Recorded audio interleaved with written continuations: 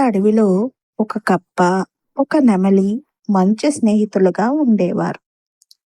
నెమలికి అద్భుతమైన రంగులు, అందమైన నర్తనం ఉండేవి.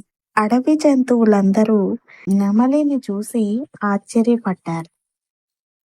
మరొక వైపు కప్ప గట్టిగా శబ్దం చేయగలిగేది.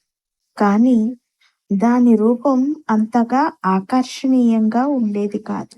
ఒకరోజు నెమలి తన అందాన్ని పొగుడుతూ కప్పను ఇలా అంది: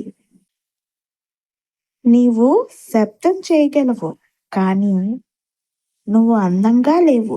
నేను చక్కని రంగులతో వర్ణ విభవంగా ఉంటాను. అందరూ నన్నే చూస్తారు." అప్పటికే కప్పకి బాధ కలిగింది.